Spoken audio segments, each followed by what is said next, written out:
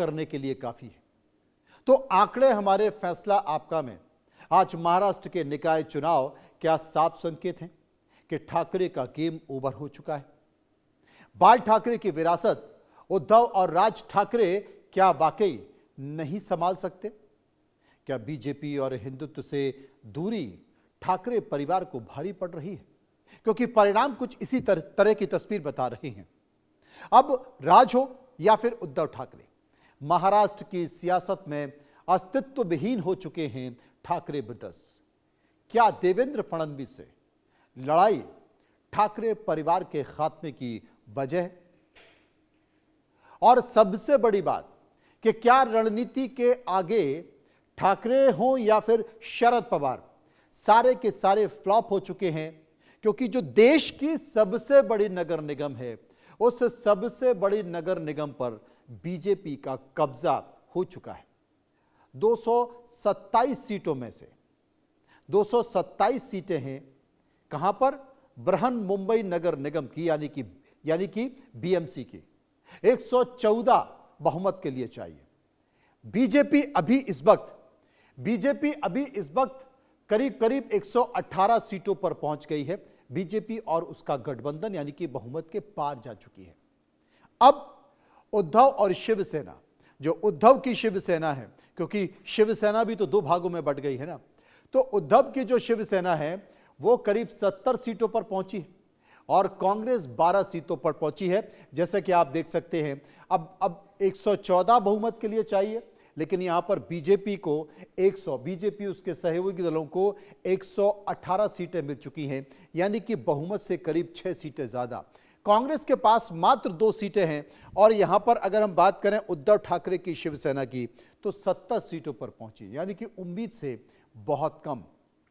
ऐसा लग रहा था कि दोनों ठाकरे ब्रदर्स यानी कि दोनों भाई मिलकर हो सकता है कि कुछ कमाल कर पाएंगे, लेकिन 3 दशक हो गए। 3 दशक बाद यह कहा जा सकता है कि ठाकरे परिवार से बीएमसी अब अलग हो रहा है और 3 दशक बाद ठाकरे परिवार अब बीएमसी से नाता टूट रहा है और 3 दशक बाद अब मेयर यानी कि बीएमसी में, बृहन मुंबई नगर पालिका में बीजेपी का बनने जा रहा है। अब तमाम सारी बातों के बीच हार के कुछ बड़े कारण हैं, बड़े फैक्टर हैं। आखिर अगर उद्धव ठाकरे या ठाकरे ब्रदर्स की जो हार हुई है तो बड़े कारण क्या हैं, मैं आपको बताता हूं। साफ तौर पर आपको दिखाई देगा कि क्या वोटों का बंटवारा हो गया। मराठी और गैर मराठी, करीब 70 सीटों पर गैर मराठी हैं जो तय करते हैं। तो क्या वोटों का बंटवारा हो गया है? सीट बंटवारे को लेकर भी क्या कोई कंफ्यूजन था, वो देखा गया है। और सिर्फ 77 चुनावी जनसभाएं हुई हैं, 77 चुनावी जनसभा, और नीचे जो काडर है उन काडर में बहुत सारे मतभेद। क्या वो एक मुद्दा था? हिंदुत्व के मुद्दे पर क्या बीजेपी ने घेराबंदी की? क्योंकि एक बड़ी गलती मानी जा रही है कि हिंदुत्व की राजनीति करने वाले उद्धव ठाकरे जब कांग्रेस के साथ गठबंधन में चले गए तो एक बड़ी सियासी भूल इसे कहा जा रहा है, क्योंकि हिंदुत्व के मामले पर पूरी तरह से जो उनका वोटर था वो कंफ्यूज कर गया। बीएमसी में भ्रष्टाचार के भी बहुत गंभीर आरोप, क्योंकि किसी और के नहीं, ठाकरे की सत्ता बीएमसी में करीब 3 दशक से चल रही थी। भ्रष्टाचार के बहुत सारे आरोप। आप देखें कि जब भी बारिश होती थी तो पूरी मुंबई में पानी जमा हो जाता था। लोग त्राहिमाम करते थे, त्रस्त होते थे और इसी बात को लेकर बार बार बीजेपी इस बात का जिक्र करती थी, सरकार जिक्र करती थी कि भैया किसकी बीएमसी है, बीएमसी पर बैठा कौन है। तो यहां पर अब ट्रिपल इंजन की सरकार भी हो गई है। शिंदे गुट की सेंधमारी, अब उद्धव ठाकरे की शिवसेना और एकनाथ शिंदे की शिवसेना ने क्या सेंधमारी कर दी? शिंदे गुट ने सेंधमारी की, यानी कि हिंदुत्व की राह पर चलते हुए एकनाथ शिंदे बाल ठाकरे का झंडा लेकर आगे बढ़े और हमेशा जो वो पुरानी शिवसेना जो बाला साहब ठाकरे की थी वो बीजेपी के साथ खड़ी होती थी और उसे तोड़ा उद्धव ठाकरे ने। और जब उद्धव ठाकरे तोड़कर कांग्रेस के साथ गए तो एकनाथ शिंदे उसी पुरानी बाल ठाकरे की विरासत को लेकर बीजेपी के पास चले गए। तो क्या एकनाथ शिंदे ने सेंधमारी कर दी शिवसेना के वोट बैंकों में? इसके साथ साथ जो 8वां फैक्टर है वोटों का बिखराव वो भी दिखाई दिया। वोटों का बिखराव दिखाई दिया। बिखराव दो तरीके से, एक तो हिंदुत्व को लेकर, दूसरा राज ठाकरे और उद्धव ठाकरे को लेकर जेन जी वोटर्स की एंट्री। क्या युवा अब पुरानी परंपराओं को बदल रहे हैं, उसके संकेत दे रहे हैं? वो भी यहां पर कुछ इसी तरह से दिखाई दिया। और जो 10वां फैक्टर है वो है ठाकरे ब्रदर्स से भरोसा टूट गया है। यानी कि पहले अलग हुए, लंबे समय तक अलग हुए, राज ठाकरे भी घूम घाम के बीजेपी के यहां से होते हुए वापस उद्धव के पास आ गए, और उद्धव भी राज ठाकरे से अलग हुए तो पूरी दुनिया में घूम के वापस राज ठाकरे के आ गए। तो जो गठजोड़ पुराना है वो भरोसा जता नहीं पाया, इसलिए ठाकरे ब्रदर्स का भरोसा अब टूट चुका है। और 3 दशक बाद जो बीएमसी है अब वो बीजेपी के पास जा रही है, ठाकरे ब्रदर्स से अब वो चली गई है। ठाकरे ब्रदर्स के साथ आखिर हुआ क्या, यह भी समझने की जरूरत है। राज ठाकरे की गठबंधन रणनीति फेल हो गई। चुनाव में एनसीपी अपना खाता भी नहीं खोल पाई है। यह आपको एक गौर करने वाली बात है कि चुनाव में जो बीएमसी है, चुनाव की बीएमसी अपना खाता भी नहीं खोल पाई है। बीएमसी चुनाव में मनसे का बेहद खराब प्रदर्शन, यानी राज ठाकरे का बेहद खराब प्रदर्शन रहा है। और मनसे ने 53 सीटों पर चुनाव लड़ा और वो एक तरह से साफ हो गई। मनसे की जीत का जो प्रतिशत है वो मात्र 15% रहा है। आप कल्पना कर सकते हैं, यानी कि राज ठाकरे ने ही उद्धव ठाकरे को डेंट मार दिया। उद्धव ठाकरे को अकेले चुनाव लड़ना चाहिए था। अगर वो अकेले चुनाव लड़ते तो शायद उनको ज्यादा फायदा होता। उद्धव का कांग्रेस के साथ चुनाव लड़ना बेहतर होता, क्योंकि कांग्रेस को करीब 25 सीटें मिली। अगर कांग्रेस और उद्धव साथ होते तो हो सकता है कि जो वोटों का बिखराव होता वो बिखराव नहीं होता, उसका फायदा होता। और 20 साल बाद पुरानी बोतल में कह सकते, नई बोतल में पुरानी शराब शायद मुंबई के लोगों को पसंद नहीं आई। 20 साल में जो ठाकरे ब्रदर्स साथ आए उनको भारी नुकसान पहुंचा, और कह सकते हैं कि यह गठबंधन फेल हो गया। कारण तमाम सारे फैक्टर, बहुत सारे कारण हैं। ठाकरे ब्रदर्स से आखिर गलती क्या हुई, यह भी देखने वाली बात होगी, क्योंकि गठबंधन के साधने को, गठबंधन के जो तमाम साथी थे उनको साधने की बात की जा रही है, वो साधने में वाकई क्या नाकाम रहे। राज उद्धव का साथ आना जनता को क्या रास नहीं आ रहा है? मन से वोटर्स को मुद्दा क्या नहीं समझ में आ पाया?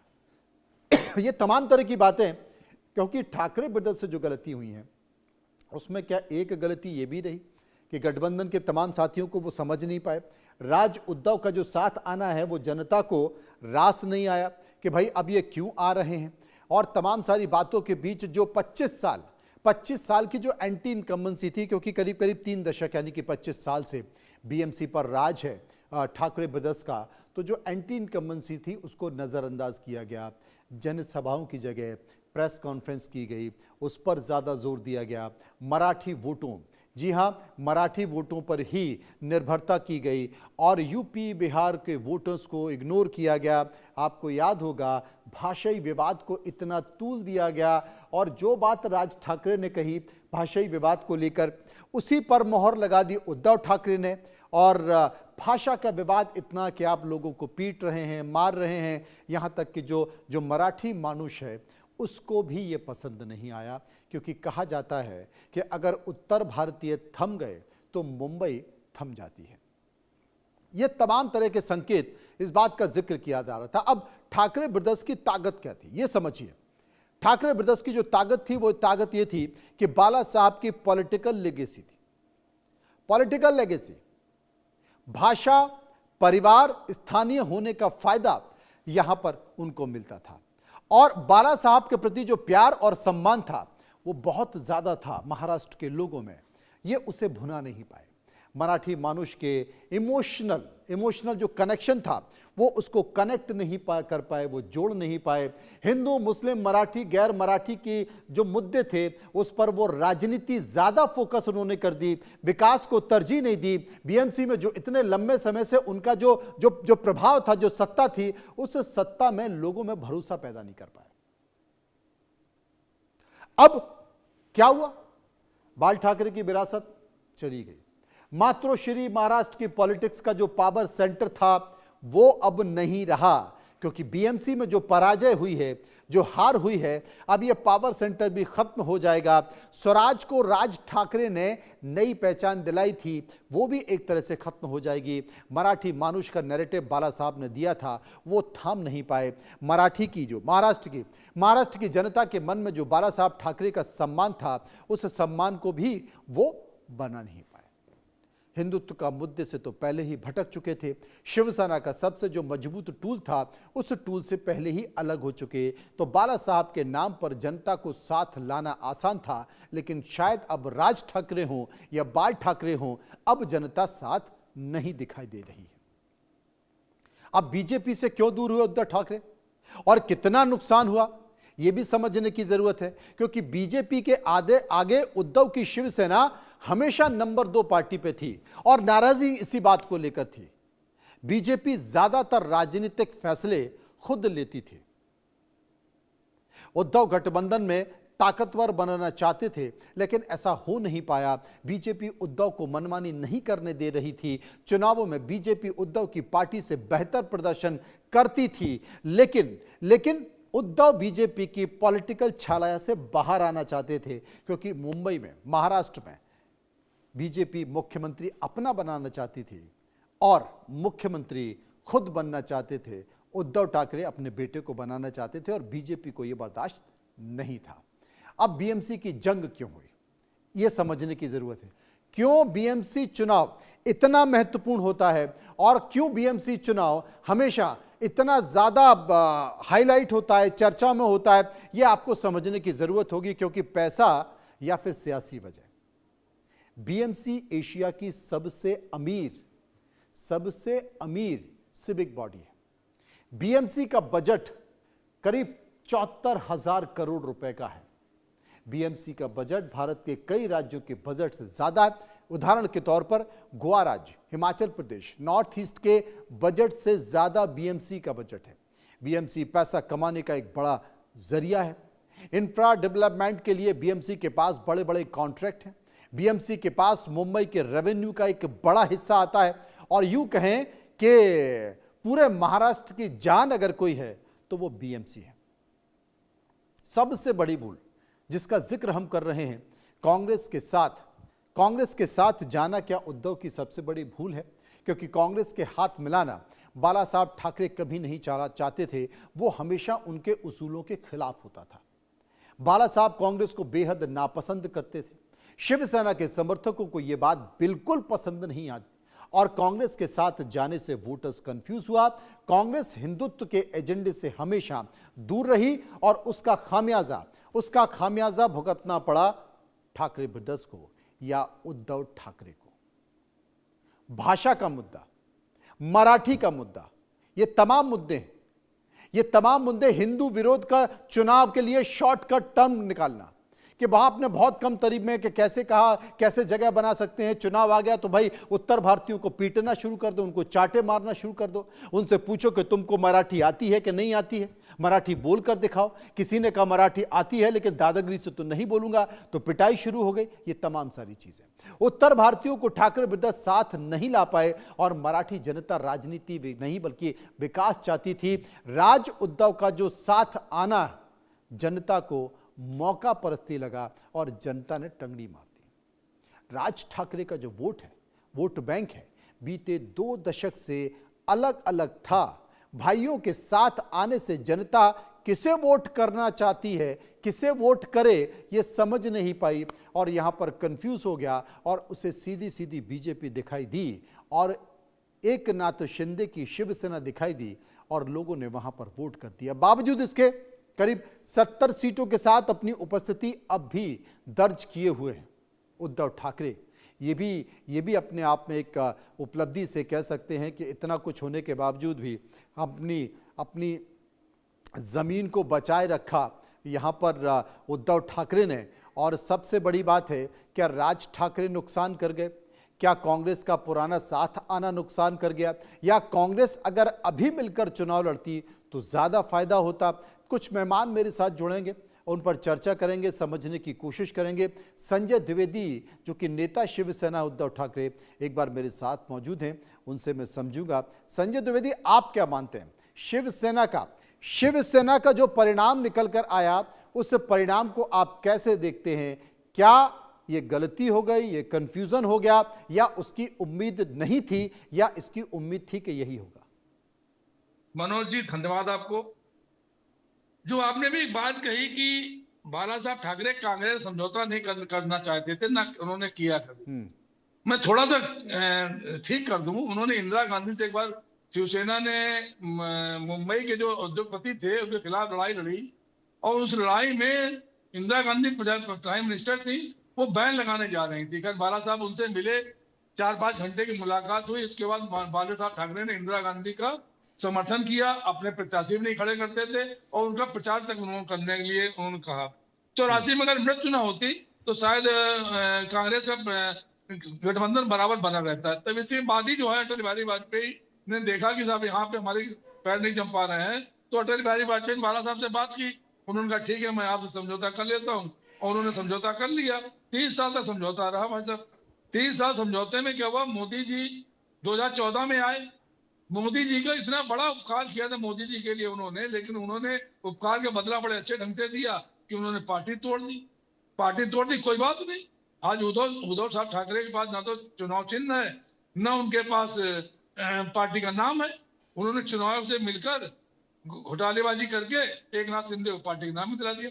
लेकिन जिस तरह से विधानसभा चुनाव में 12% वोट, लोकसभा चुनाव में मुंबई के मतदाताओं का जो प्रभाव, आज की डेट में बीएमसी चुनाव में या महाराष्ट्र में जो लोगों ने उद्धव ठाकरे को अपना सम्मान दिया, जो उन पर अपना विश्वास व्यक्त किया, उसके लिए मैं हृदय से उनको धन्यवाद देता हूं, आभार व्यक्त करता हूं। और मैं बिल्कुल नमन करता हूं उनको, महाराष्ट्र जनता को, कि उन्होंने इतने विकट परिस्थितियों में, इतनी विकट परिस्थितियों में उन्होंने माननीय उद्धव ठाकरे का साथ दिया। हमारी 84 सीटें थी, अब 70-72 सीटें अगर आई हैं तो ये हमारे लिए बड़ी गर्व की बात है। इसलिए मैं सम्मान करना चाहता हूँ माननीय भारतीय महाराष्ट्र की जनता का। देखिए बात इसकी नहीं है, एक नाथ शिंदे को ईडी का लालच दिया गया, ईडी दिखाई गई, सीबीआई दिखाई गई, आपका 50 ओके किए गए, इसके बाद उनको मुख्यमंत्री पद का ऑफर दिया गया। अरे 2.5 साल बाद उनको याद आया कि साहब उद्धव ठाकरे हिंदुत्व से बिगड़ गए। हिंदुत्व के सर नहीं, जबकि जब उद्धव ठाकरे को बनाया जा रहा था, वहां एक नाथ शिंदे के सहित सभी लोग उपस्थित थे। बाला साहब ठाकरे के सामने उन्होंने हाथ उठा के कहा, अब ये इनको मैं बना रहा हूं, आप लोग इनका साथ दीजिएगा। अब आप देखिए आज की डेट में गद्दारी करना, आदमी को उसमें आ जाना, लालच में आ जाना, कोई बात नहीं, ये तो अलग चीज है। लेकिन मुंबई की जनता का धन्यवाद, हमारी वैसे भी मुंबई 80% की समाज जनता सेवा को है। आपने धन्यवाद दे दिया है। संजय पांडे, प्रवक्ता बीजेपी, मेरे साथ मौजूद हैं। संजय पांडे साहब, संजय द्विवेदी जी तो इसी में खुश हैं साहब?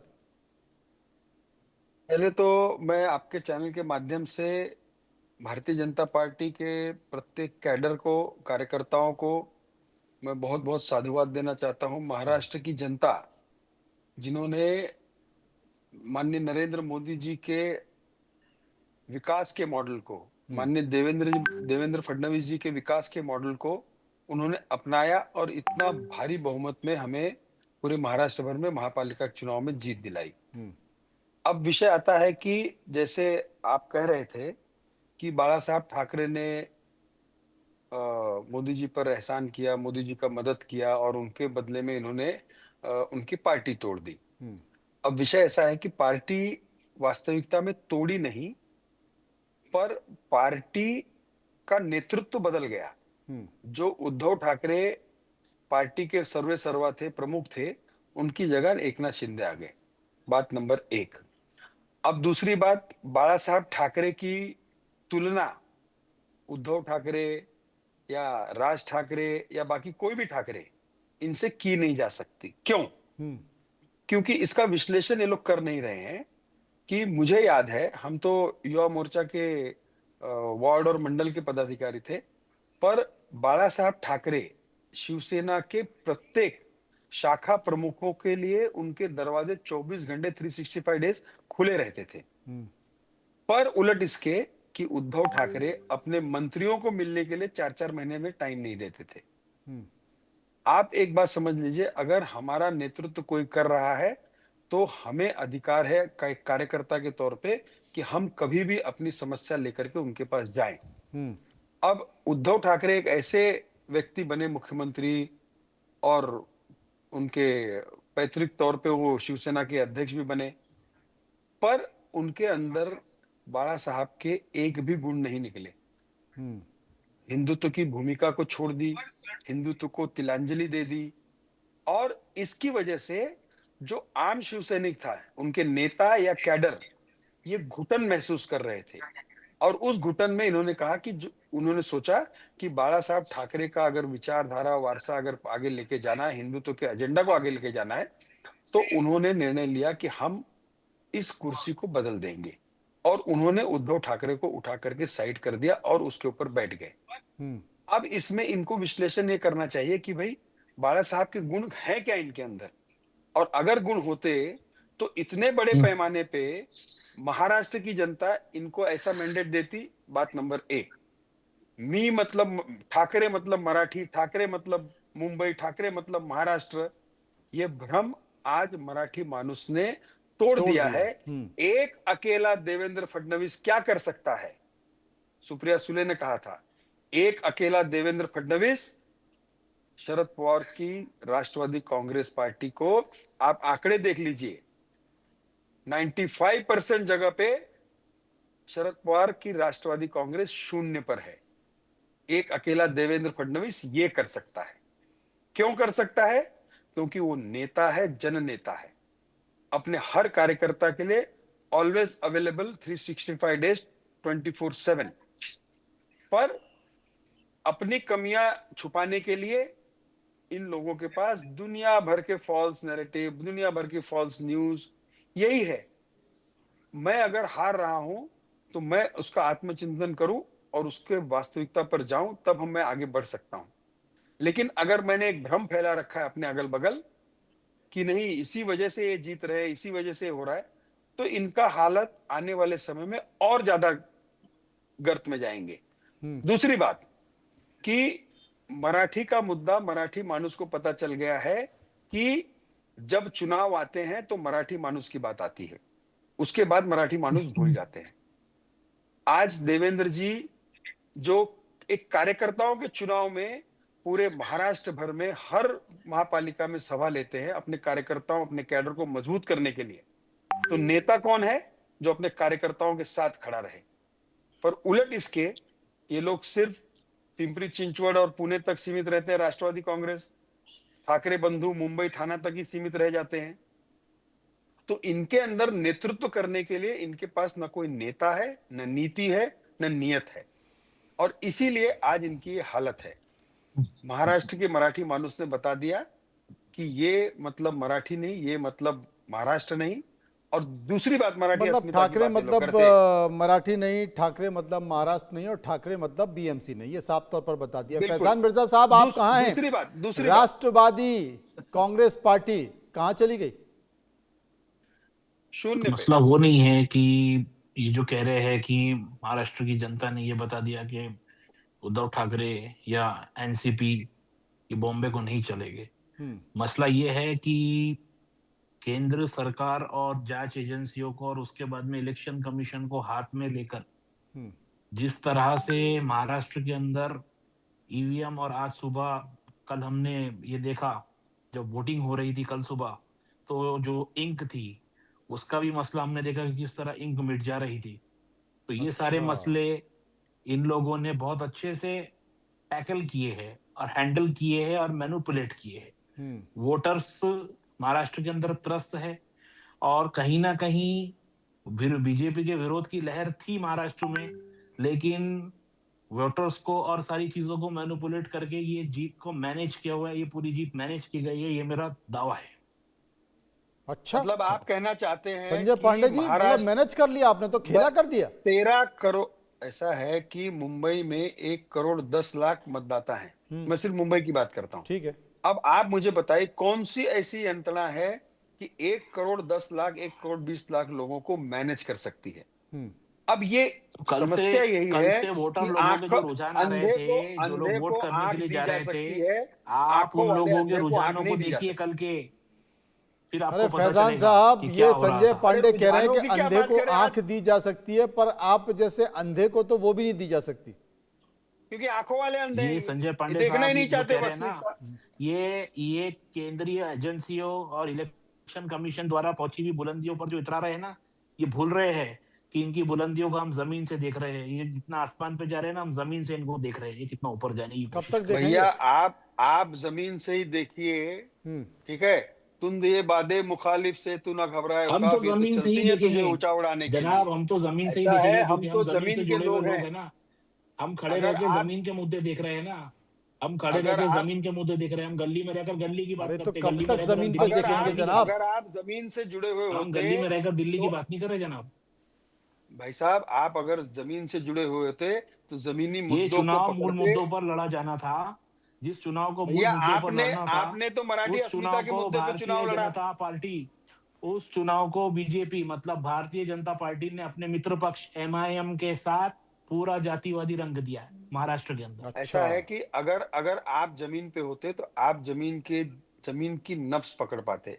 अब आप और आपने दूसरी मुद्दा लड़ा, बात, 2019 आपने के मुद्दा बाद से, आप लड़े। एक मिनट, भाई 2019 साहब के भाई बाद साहब एक से मिनट भारतीय जनता एक पार्टी जिस तरह छटपटा रही थी महाराष्ट्र में सत्ता में आने के लिए, और दो दो पार्टियों को तोड़ा, शिवसेना को तोड़ा, राष्ट्रवादी कांग्रेस पार्टी को तोड़ा, ये अच्छा, तोड़ संजय के वजह द्विवेदी से मेरे आपको साथ फायदा मौजूद है। हुआ। संजय भैया द्विवेदी, ऐसा मैं है। आपसे एक चीज पूछना चाहता हूं, एक सेकंड, क्योंकि एक उद्धव सेकंड। ठाकरे को 70 के आसपास सीटें मिल रही हैं। ये भी कोई बहुत कम बात नहीं है। ये तो बीजेपी के लेकिन मुंह पर लेकिन तमाचा है। लेकिन राज ठाकरे का साथ आना क्या नुकसान कर गया क्या? अब ये देखिए असल मनोज जी, में वो राज स्पष्ट एक ठाकरे। बात बता दें, अभी हमारे प्रवक्ता भारतीय जनता पार्टी बड़े ज्ञानी प्रवक्ता हैं, बड़ा इनके पास ज्ञान शायद है। मैं बाला साहब ठाकरे से भी बराबर मिला, मैं माननीय उद्धव जी से भी मिलता, मैं तो उत्तर प्रदेश का हूँ, मैं उनसे भी मिलता हूँ बराबर। ऐसा नहीं कि उद्धव ठाकरे तो इतने इतने सरल स्वभाव के आदमी हैं, शायद उनके स्वभाव में तो मधुरता टपकती, सहज टपकता है उनसे, जबकि बाला साहब ठाकरे से लोग जाने में डरते भी थे, उनसे मिलने में। लेकिन उद्धव जी से तो मिलने में बिल्कुल कोई नहीं डरता। चलिए कोई बात नहीं है, इसका कोई मतलब नहीं। इन्होंने भी कहा था उद्धव ठाकरे बेकार हैं, ये है वो है।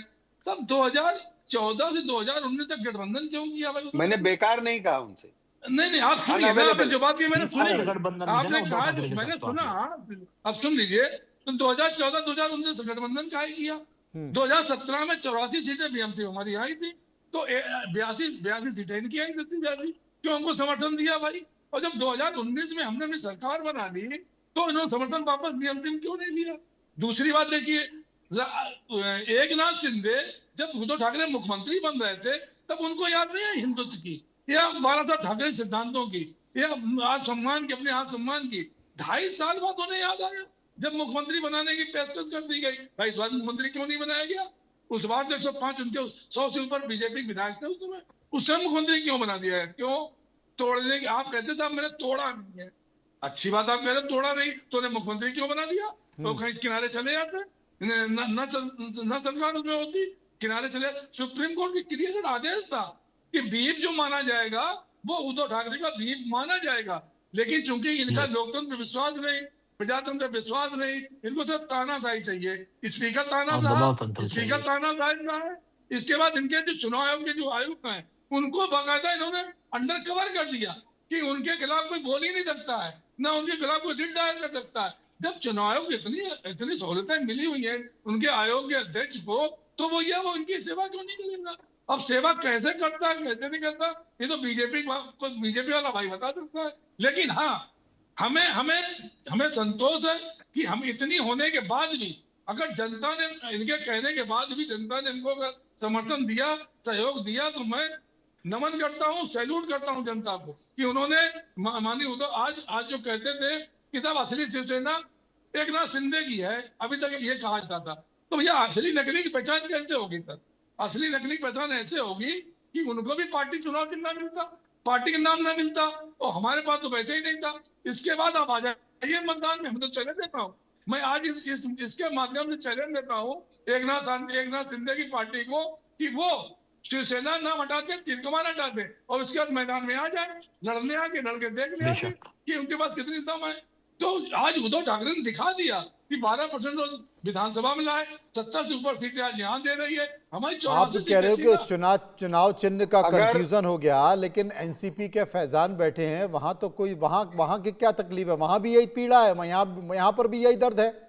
वहां भी फैजान, दर्द है। बिल्कुल दर्द बिल्कुल राम दोनों मिलाए दोनों एक ही दर्द से तो पीड़ित हैं बात है। कि जो उनका वर्षों पुराना, दशकों पुराना जो चुनाव चिन्ह था, वो चुनाव चिन्ह उनके पास है ही नहीं है। वो बिना चुनाव चिन्ह के एक नए चुनाव चिन्ह के साथ जा रहे हैं, तो नाम भी आधे तो से नहीं है, ज्यादा नाम भी कंफ्यूजन नहीं तो है। यही है। नहीं, नाम भी जिन नहीं दो है, बैसाखियों तो के चुनाव से सहारे मिलके आप बताइए, संविधान ये में बीजेपी चुनाव संविधान क्यों बनवाता है? चुनाव संविधान बनवाता है पार्टियों से। हम अगर पार्टी रजिस्टर करने गए 12 लोग, तो कहता चुनाव अपना संविधान जमा करो, और जाके मैं ये एक नॉर्मल दे रहा हूँ, एक आपको चुनाव चिन्ह, इसको लेके जाइए, चुनाव लड़िए, 5% अगर आपके वोट आएंगे तो राज्य पार्टी आपको घोषित करेंगे। यहाँ संजय क्या, पांडे विधायक जी, निकल बात गए। तो सही है, देखिए यहाँ बात विधायक तो निकल सही है। गए और विधायकों ने पार्टी बना दी इसको और उनका नाम भी ले लिया। वाह भाई वाह, क्योंकि संविधान मतदाता, गजब, दूर प्रजातंत्र दराज का नाटक है। मतदाताओं को चुनाव चिन्ह के बारे में बहुत गंभीरता से बताना, महसूस, बड़ा अटैचमेंट होता है ना, ऐसा अगर है सालों कि- से किसी ने एक ही चुनाव चिन्ह देखा तो।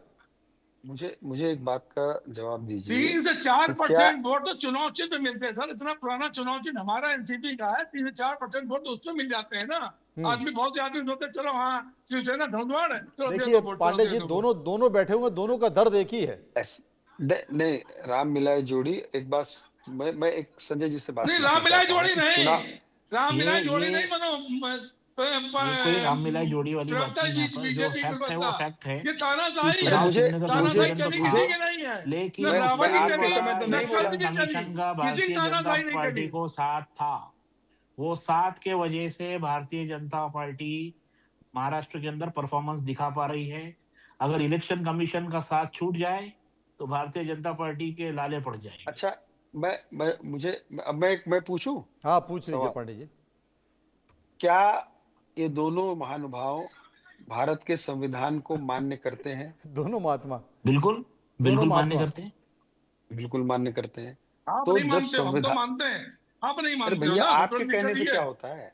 अरे आप आप नहीं मानते हो आप- ना, ना आप सुप्रीम जो कोर्ट को बोलने नहीं मानते देंगे हो, आप। ना तानाशाही कि संविधान आप को लोग मानते लोगों हो, की पार्टियां अपना तोड़ना, संविधान, खरीद ये फरोख्त, संविधान में लिखा पार्टी तानाशाही तोड़ देगा, अच्छा, मैं तो ये इतने संविधान में शांति लिखा से बात विधायक कर रहा हूँ, तोड़ मैं देगा। तानाशाह लिख रहा हूँ कि आप किस हम भी संविधान शांति में से ही लिखा बोल रहे हैं। विधायक मेरी तोड़ने बात- बता दीजिए, आप संविधान हम की भी बात कर शांति रहे से हैं ही ना, बोल रहे हैं आपको। बताइए अरे किस भैया, संविधान मेरा में लिखा सवाल तो विधायक पूरा हो तोड़ने जाने पार्टी दीजिए। से, किस संविधान में कीजिए ना, लिखा आपका सवाल पार्टियां पूरा तोड़ कीजिए। द्विवेदी दीजिए, जी, किस संविधान में लिखा बता दीजिए। द्विवेदी जी, शांत रहिए 2 मिनट।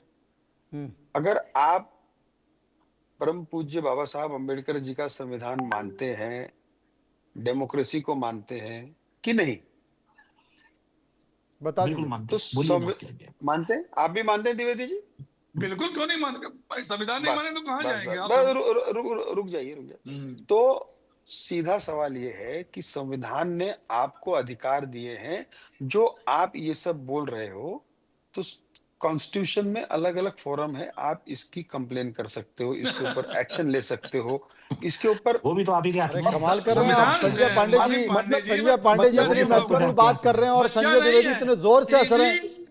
ईडी, अरे भैया, सीबीआई, इनके हंसने से क्या चुनाव आयोग, वो भी तो सब ये आप ही के हाथ में संवैधानिक इसका- संस्थाएं हैं, मतलब इन पे आप कोई फैजान मिर्जा भी हंसने कुछ लगे, नहीं हो ठाके सकता। मार के, अभी बेचारे गंभीरता से बैठे हुए थे। वो भी सब इन्हीं के हाथ नहीं, में नहीं, है। कुछ भैया, नहीं हो सकता इसमें। मैं वही ये तो कह रहा हूँ, तो संवैधानिक मतलब संस्थाएं इसका मानना। इसका मतलब ये है जो कि ये दोनों कंप्लेंट मैकेनिज्म है वो भी इन्हीं के हाथ में है। ये संविधान क्या को बताएंगे? मानते नहीं है। नहीं, अच्छा एक चीज बताइए संविधान संजय पांडे जी, संविधान अगर ऐसा है तो ये शिकायत करने के लिए कहाँ जाए, किस जगह जाए, बताइए। कहीं एक ना एक करके भाई, पूछ हम लीजिए। तो मार बीच खाए सड़क नहीं। पर जाएंगे शिकायत करने के लिए हम लोग। इनकी मार खाए हम सिर्फ, बस तानाशाही की भैया, जेल है सर। ऐसा जनता नहीं के है। बीच सड़क पर जाएंगे, आप- शिकायत करेंगे और जनता के मनोज सामने इनकी जी, हकीकत लाएंगे, हाँ। जो महाराष्ट्र की 50% जनता मैं- के सामने ऑलरेडी आ चुकी है। अरे भैया, अगर आ चुकी होती तो आप इतने जीरो तक नहीं पहुंचते ना। कौन के सी हाँ, तक अंदर पहुंचा? आप लोगों के, अब ये देख लीजिए ये चुनाव का आपके रिजल्ट। मशीनों का खेला आप लोगों है। के- ये आपके अरे मशीनों का एक खेला है। है।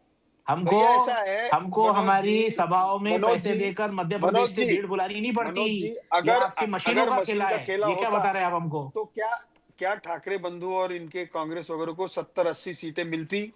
ये भी बात सही है। नहीं मुझे नहीं, बताइए ये ना, मशीनों का यही तो इनके- मैनेजमेंट द्विवेदी है। जी ये भी अरे बात सही है आपकी कि 70 नेता- सीटें इनकी मिलती। जीत इन्हें भाई इनकी जीत किस तरह हो रही है कि वो कोई समझ ना पाए। यही तो मशीनों अब का इनकी खेला है। नेता- अब ये अपने यही नेता तो की मशीनों बात का नहीं खेला मान है रहे। जो जनता को सुप्रिया समझ में सुले, आ रहा है। आपकी नेता है सुप्रिया आप- सुले।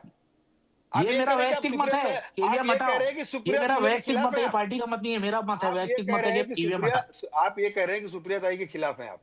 चलिए बहुत बहुत बधाई बिल्कुल आपको। नहीं, पर ये मेरा अभी वैयक्तिक जैसे मत है, आपने, ये मेरा वैयक्तिक मत है। मैं सुप्रियता के खिलाफ नहीं हूँ, मैंने ये नहीं बोला वो मेरी आप नेता है। पार्टी के कार्यकर्ता हो, वैयक्तिक मत कहाँ से करोगे? अब मेरी बात सुनिए कि अरे तो आपने ठीक है कहा ना, कि पार्टी भी कहती है कि ईवीएम हटाओ, आज ही कह रहे हैं आपका ईवीएम क्या हटाओ, है स्टैंड समस्या? देखिएगा ईवीएम समस्या हटाओ, ईवीएम हटाओ। आप है ना, आप लोग जो शून्य तक पहुंचो, कारण ये है कि आप लोग ना सुनना चाहते हो ना समझना चाहते हो। अब आप कह रहे हो मतदार कैसे बढ़ गए, अब उसको अरे तो सुन लीजिए। फैजान साहब एक बार सुन रहे सुन तो हो लीजिए, वो समझाना एक क्या बार चाह उस रहे पर हैं देख पांडे जी। लीजिए। पांडे जी समझाइए जरा इनको, क्या समझाऊं? क्या बीन जो आप बजाऊं, क्या समझाना चाह समझाऊं, रहे हैं। मेरे समझ अब बोलने ही नहीं दे रहे तो समझाऊं कहाँ से? अच्छा सुन लीजिए, समझा दीजिए, हाँ ठीक है, चलिए बोलिए। सुन लेंगे हम। फैजान भाई सुन लीजिए भैया, आपके पास समय है, आप बाकी ईवीएम के लिए छाती पीटते रहिए, कोई दिक्कत नहीं है। ठीक है, ऐसा है कि आप बोल रहे हैं मतदार कैसे बढ़ गए, कैसे घट गए। मुझे एक बताइए कि आप लोगों ने एसआईआर के लिए क्यों विरोध किया? हम तो चाह रहे हैं कि मतदार यादी को दुरुस्त करें, आप लोग खुल करके समर्थन कीजिए ना, क्यों नहीं कर रहे हैं? मुझे ये मतदार बताइए यादी की कि शुद्धिकरण करने के लिए हम तो तत्पर हैं, हम जहां जहां तो करना आपके करने का है हम पहले कर टर्म में रहे हैं। आपने एसआईआर यादी क्यों नहीं लाई? संजय एक पांडे राजस्थान जी, की अभी अगर आप एक भैया शुद्धिकरण की राजस्थान बात का कर अभी रहे जब हैं तो ऐसा क्या अभी सोशल तक मीडिया के पे वायरल हो जितने रहा भी है, क्यों नहीं चुनाव लाई, हुए उसमें हैं, से आपने क्यों नहीं लाई? 110 लोगों अभी को कह संजय रहे हैं ना, पांडे करो ना। जी, निर्दोष अगर घोषित वर्तमान करके में उनको आप वोटर लिस्ट से काट मतदाता दिया गया। सूची के शुद्धिकरण की बात कर रहे हैं, तो ये बोल रहे अभी हैं से कैसे है? पहले ठीक के है ना? जितने भी चुनाव हुए थे क्या वो अशुद्ध मतदाता सूची से हुए? तो फिर सारे नहीं नहीं चुनाव नहीं अशुद्ध हो गए, नहीं सारे नहीं चुनाव नहीं, इनवैलिड हो गए, अवैध हो गए। मनोज जी आप गलत ट्रैक पे बोल रहे हैं। ऐसा क्यों? है कि नहीं नहीं, सुन तो आप लीजिए, ही ने तो कहा शुद्धिकरण का मतलब शुद्धिकरण। है भैया, ऐसा है कि उसका शब्द है शुद्धिकरण। हर देयर इज अ गैप, मतलब इतने आप इतने कुछ भी साल में शब्द रख लेंगे तो वो हो जाएगा, और हम उसका अगर भैया व्याख्या करें, उसका ना विश्लेषण करें तो व्याख्या गलत हो कीजिए जाएगा। आप। उसको शुद्धिकरण इसके लिए कहते हैं कि भाई कई वोटर ट्रांसफर हो जाते हैं, कोई डेड हो जाते हैं, तो उसकी शुद्धिकरण की बात है कि भाई कितने लोग से ट्रांसफर हो गए। हमारे बिल्डिंग में देख रहे हैं तो 20 फ्लैट बिक गए, उन्होंने अपना मतदान यहां से कैंसिल नहीं करा, तो उस शुद्धिकरण की बात कर रहा हूं मैं। और कोई एक्सपायर हो गए तो उनके नाम नहीं कटे, तो उसको हम शुद्धिकरण कहते हैं। हम ये नहीं करें कि वो अशुद्ध है यादी, लोग हैं आज यहां से वहां चले गए, उस चीज को, उस प्रक्रिया को मतदार यादी शुद्धिकरण, जो सभी पार्टियां कहती है कि शुद्धिकरण करो, शुद्धिकरण, पर उसको सपोर्ट कोई नहीं कर रहा है। अभी बोल रहे 50 लाख बढ़ गए, अरे भैया 50 लाख इसके लिए बढ़ गए कि नई जनरेशन आ 6 रही है, महीने न्यू में, वोटर्स हैं। 6 महीने में, 6 महीने में। 6 महीने में बढ़ गए। अभी आप इसका इसका फिर आप एक काम कीजिए ना, आपके पास फोरम है, जब मतदार यादी डिक्लेयर हुई तो उन 50 लाखों के ऊपर आपने ऑब्जेक्शन क्यों नहीं लिया? आप कोर्ट क्यों नहीं ये गए? भी बात फोरम सही ही है। तो सब आपके हाथ झूठे में हैं। है। अब अरे मुझे वो बताइए, फोरम आप ही तो बिहार आपके की हाथ बात में कर रहे है। हैं, 65 अरे लाख वो 65 फोरम ही लाख तो संजय जी आपके क्या हाथ आप में भी यही है। मानते हैं? मनोज जी मुझे 1 मिनट बोलने दीजिए। अच्छा ठीक है, 1 मिनट। बिहार हाँ में ये हाँ। लोग बिहार में बोल रहे हैं कि 65 लाख कट गए, इसके लिए ऐसा हो गया। मुझे एक बात बताइए, कोई भी पॉलिटिकल पार्टी के लिए 65 लाख अगर मतदान कट गए, तो क्या कोई भी पॉलिटिकल पार्टी के लिए 2 लाख लोगों को रास्ते पे लाना आसान नहीं था? क्योंकि वो वोट थे ही नहीं, और कहां से किसी लाते भी ये लोग? बूथ पर मुझे तो लगा कि 65 लाख वोट कटेंगे तो हंगामा खड़ा हो जाएगा, बूथों पर क्यों मारामारी हो नहीं हुआ? जाएगी, झगड़ा हो क्यों जाएगा, नहीं कुछ हुआ? नहीं हुआ। संजय जी मनोज जी आपका अगर वोटिंग उसमें से काट दूं तो आप तुरंत एक्शन लेंगे उसके ऊपर। सवाल ही पैदा नहीं, बिल्कुल लेंगे। 65 लाख लोग अगर गायब हो गए तो कहां गए वो लोग? इसका मतलब था कि वो थे ही नहीं। तो संजय 50 लाख द्विवेदी जो जी, मुझे एक बढ़े बात हुए यहाँ पर बताइए वो कि क्यों बढ़े? 65 लाखों द्विवेदी को जी, अगर 65 लाख मतलब कुल 65 मैं मिलाकर बिहार की यह बात ही है नहीं कर कि रहा हूँ, मैं शुद्धिकरण, महाराष्ट्र की 65 बात लाख करना अगर चाहता हूँ। 65 मतदाता लाख लोग सूची, होते, शुद्ध मतदाता सूची से ये शुद्ध चुनाव परिणाम निकल कर आया है बीएमसी का और देखिए महाराष्ट्र का। मनोज जी, इसमें एक बात मैं बता दूं आपको, एसआईआर जो काम कर रही थी 2000, उन्होंने 2003 का लिया उत्तर प्रदेश में, कि वो वोटर लिस्ट में अगर आपका नाम है, मतलब आज से 25 साल 22 साल पहले का, अगर उसमें नाम आपका है तो आपका इस मतदाता सूची में नाम आएगा। तो ये तो हमारी समझ के बाहर था। ये तो दूसरी चीज, अभी महाराष्ट्र में मैं देख रहा था कल कि एक परिवार में 4 लोग हैं और चारों के जो वोट पड़ने वाला स्थान है वो अलग अलग स्थानों पे है। तो ये भी एक चीज गलत है ना, ये भी चीज गलत है। एक परिवार के 4 वोटरों का नाम एक बूथ पे होना चाहिए ना, कि उनके नाम अलग अलग हो जाए। ये बड़ी दिक्कतें एक हैं, वो तो परिवार अलग में बात है। पिता की उम्र 40 साल और बेटी की उम्र 110 साल, किसने किसको पैदा किया ये समझ ही नहीं आ रहा मैं इनके ये वोटर चीजें लिस्ट जो के हैं, अनुसार। ये चीजें थोड़ी सी दुर्भाग्यपूर्ण है। इनको सही होना चाहिए। चुनाव में अगर निष्पक्ष है तो उनको निष्पक्षता ये दिखाई पड़नी दुर्भाग्यपूर्ण तो है चाहिए जनता साहब, को। लेकिन ये षड्यंत्र लेकिन है अगर हम भारतीय देखिए, जनता अभी मैं पार्टी का। उदाहरण दे दूं आपको बिहार का। आपको बिहार का मैं चुनाव उदाहरण दे देता हूँ। आचार संहिता लागू होने के बाद जो 10,000 रुपए बांटे गए वो 4 बार बांटे गए आचार संहिता के बाद। तो चार बार अगर 10,000 रुपए बांटे जा रहे हैं तो चुनाव आयोग इस पर रोक लगानी चाहिए थी। हाँ, चुनाव होने के बाद आचार संहिता के पहले अगर आप कुछ भी काम करें वो समझ में बात आती है, लेकिन आचार संहिता के बाद पैसे बढ़ रहे हैं। ऐसे ही चार प्रदेशों में हुआ था और चुनाव आयोग ने रोक दिया था, चुनाव ने नहीं बढ़ने दिए थे। तो बिहार में, उत्तर प्रदेश में, मध्य प्रदेश में, महाराष्ट्र में इस तरह की चीजें चल रही हैं, ये बिल्कुल गलत है, गैर कानूनी है। हम इसका विरोध करते हैं। दूसरा, आपने जो 10 गारंटियां दी थी विधानसभा चुनाव में, उसमें लाडली बहनों को अभी अनुच्छेद दी है। न शिव भोजन थाली कराई, न मुख्यमंत्री तीर्थ यात्रा में किया, न किसानों का ऋण माफ किया, न बिजली में 30% की कटौती करी, न वृद्धाओं को 2100 रुपए दिए, न आपके 25 लाख नौकरियां दी। अब 25 लाख नौकरियां कहते हैं तो ये चीजें जो है, ये चीजें ऐसी चीजें हैं। ठीक है, 56 साल कांग्रेस ने राज्य किया, आज कांग्रेस आप कह रहे थे सीटें नहीं ले पा रही है, तो ये कांग्रेस अगर किए होंगे काम तो आज सीटें वो नहीं ले पा रही है। आप भी यही काम करेंगे, 4 दिन बाद आप भी नहीं ले पाएंगे। तो स्पष्ट मैं कह रहा हूँ, आज आप भ्रष्टाचार के विरोध में आए थे, आप महंगाई के विरोध में आए थे, आप आए थे कि साहब हम 2 करोड़ नौकरी देंगे। चलिए, मुझे लगता है कि अब जीत तो हो ही गई है बीएमसी। मैं समझ गया, क्योंकि ये आरोप प्रत्यारोप का दौर खत्म नहीं होगा। जिसकी सत्ता जाती है वो तमाम तरह की चीजों को देखता है, जिसकी आती है वो उस तरीके से तर्क सामने रखता है। फिलहाल बहुत बहुत शुक्रिया करना चाहता हूं सभी मेहमानों का जो मेरे साथ इस चर्चा में मौजूद रहे। कुल मिलाकर एक बड़ा परिणाम निकल कर आया, और वो परिणाम निकल कर आया कि करीब 3 दशक की जो सत्ता ठाकरे ब्रदर्स की है वो सत्ता अब खत्म होने जा रही है, और मुंबई में भारतीय जनता पार्टी का मेयर मिलने जा रहा है। कुल मिलाकर एक बड़ा संकेत है, लेकिन इन सब के बीच बहुत सारे सवाल जवाब, बहुत सारे आरोप प्रत्यारोप भी हैं, और वो मुझे लगता है कि चलते रहेंगे। फिलहाल आंकड़े हमारे, फैसला आपका में इतना ही। बाकी खबरों के लिए आप चलते रहिए इंडिया न्यूज़ के साथ। मुझे दीजिए इजाजत, नमस्कार।